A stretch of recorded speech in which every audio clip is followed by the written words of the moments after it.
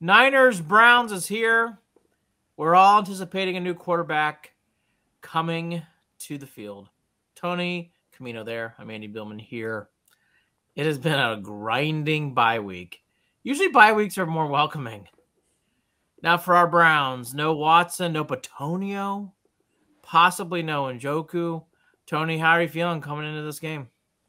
I'm not feeling great about Sunday, but I mean, it is what it is. They got to get healthy. Can't let a week 6 game throw off your whole season. I No, it's understand true. that, but building up to a Sunday game against an undefeated team, definitely you don't feel great seeing key guys out. Yeah, I'm with Tony. This is not an easy feeling. I don't blame Vegas for putting it up to 9.5. I really don't. So let me get to my next statement, though. I don't want to mail it in, guy, either. Let's figure out a way to win. This defense is very good. This is not 1-31 Browns. They have a lot of talent on this team, and PJ Walker's a competent backup. So it's time to figure it out. I mean, I am that guy. You got to roll the balls out and you got to play, and they're getting paid a lot of money. So, and they do have Myles Garrett coming back. So I'll lead off with this. I think this game is all the obviouses. Defense, defense, defense. Defense really needs to carry the day here, Tony. They do not create turnovers. They're going to have to in this game. And more importantly, they have to minimize McCaffrey. I think that is something that's not been talked about enough this week. The Niners, if you think the Browns control the clock, my God, the Niners really control the clock. Have to get the Niners off the field. Defense, defense, defense. I mean, look, it's Captain Obvious, but we got to say it's everything. Yeah, it's huge. It starts with them because our offense is, even if they play a good game, they're not going to carry us to a win. We can't be asking them to do that. The good news is Jim Schwartz has amazing history against Kyle Shanahan, one of the few guys who does. Kyle Shanahan is 1-8 against him, and I think he's only scored 20 points one time. The weather's not supposed to be very good. Can kind of neutralize the game a little Yep. bit. Defense has to take advantage. Needed to get off the field quickly and then control the game on their end. There's two guys in particular I think need to have big days. And I'll go to one of them first. I think Jerome Ford needs to have a big day. And Jerome Ford, I know, is coming in banged up in this game, but he is playing. So that's good to see. But Tony, he needs to lift this offense a little bit. No Batonio. The question marks about Wills. DeJuan Jones, as you noted, great passing, not great running. So we need the pancaking of Teller. And sometimes you have to lift. I'm actually saying this, like, yes, I get it. The offensive line's not at its best. You know what? We got to lift this offense. Ford's got to break some runs in this game. Yeah, we got to lean on the rushing attack because if you're going Yeah. to go ask, we saw it in the Ravens game, and PJ's a fine backup, but any backup quarterback, you can't ask them to go in and lead the game with their arm. They're not going to Yep. throw the defense open. Like, they're going to need the run game to open up everything else, and so the offensive line and Jerome Ford and the rushing attack in general has to play really well to give this team a chance to win. Yeah, the matchup here with the running game for the Browns is so key. They cannot allow McCaffrey to go off, and Ford has to do well. I mean, I'm sorry. I'm not expecting much out of Kareem Hunt in this game. I love Kareem Hunt. I don't see it, Tony. Are you a believer in Kareem Hunt? I'm not a I believer right think now. I think Kareem Hunt can still be useful in the screen game because Yeah. he's lost a little bit of that explosiveness. We saw that at the end of last year. That's why he wasn't on the team to start the year. But Yeah. he's still very smart at the timing of screens, finding the holes, and that doesn't really require your explosiveness. So maybe in those situations he'll be fine. But as a pure downhill lateral runner, not really his role anymore. He just doesn't have that juice in his legs. It seems.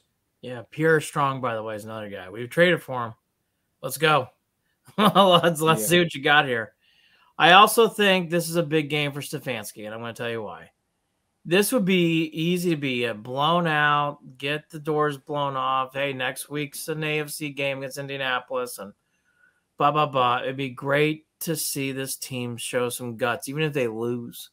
I think Stefanski needs to see some life in this team. What happened the week before with the bye week compounding with a blowout would not be good for the psyche of the team or our fan base. Yeah. We've seen them execute that next man up mindset before. Yep. We went into Pittsburgh in the playoffs and Yep. had a guy off the street come in on the offensive line and played great. So while it seems really improbable, I mean, that's football, the cliches, next man up, and that's what it's going to have to be. And the weather should keep it closer than it could be.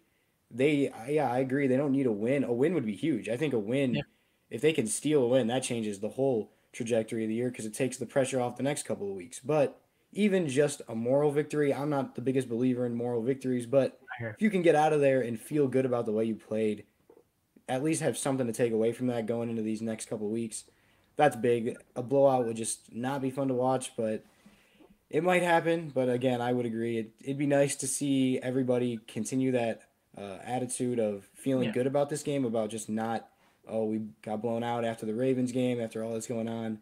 Really just a solid performance, regardless of what the scoreboard says. Yeah. I'll just say it again. I think a blowout would be really bad for the mentality. I mean, look, it wouldn't be shocking, but to have back-to-back with a bye in between and question marks about quarterback, it wouldn't get blown out. You can lose, but you cannot get blown out. And I'm not a moral victory guy either. So let's go to the other half of this. If I were a neutral fan, which is hard, with all my orange I'm wearing today. Look, the Niners are already showing signs of overlooking this game. They're talking about how fun it was to beat Dallas. They're quoting saying it was, I forget the player who wrote, I hate the Cowboys t-shirt. He's quoting about how cool that was. This is a trap game for the Niners. There's no way they could be excited. It is a 1 o'clock game off of a Sunday night game. There is no way if you're a neutral fan, you're thinking the Browns have this game won. So they kind of do come in there sleepwalking. And then Tony said it, the element of the weather. It helps.